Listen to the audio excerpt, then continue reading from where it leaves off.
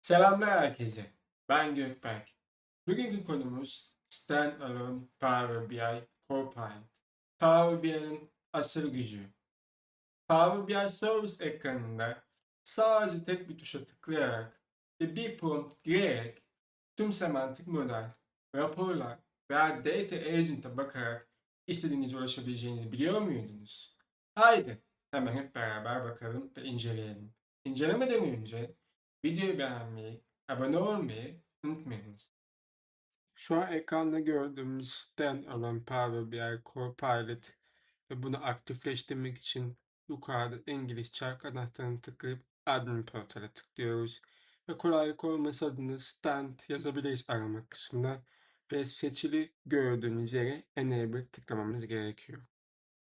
Şu an aktif bir şekilde kullanmak için sol tarafta Copilot ikonu var ve buraya tıklıyoruz.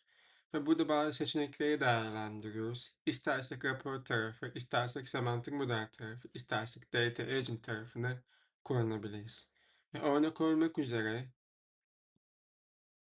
satışlara göre ilk 5 ürünü gösterebilir misin diye soruyorum. Ve Copilot bana çıktı gösteriyor. Ve bu çıktıyı gösterirken de aslında Adventure Works DW 2020 raporundan geldiğini görebiliyorum. Ve burada bana direkt rapor çıktısını görüntülüyor. İstersen burada Explore Answers seçeneğini kullanabilirim. Bu seçenekle beraber aslında bir görsel üzerinde farklı metrik veya sütunları ekleyerek hızlı bir şekilde görüntüle sağlayabilirim. Ve View Report'a tıkladığım zaman direkt doğru kaynağa gidiyor. O rapor üzerinden de bakabilirim. Bir sonraki sorumda da satış trendi olarak 2018'in Ağustos değerlerini getiriyorum. Ve bunu yaparken de istersem semantik model veya rapor referansı kullanabilirim. Ve bunu girdiğimde direkt semantik model ve rapor üzerinde istediğim görseli istediğim şekilde çıktı olarak getirebiliyor.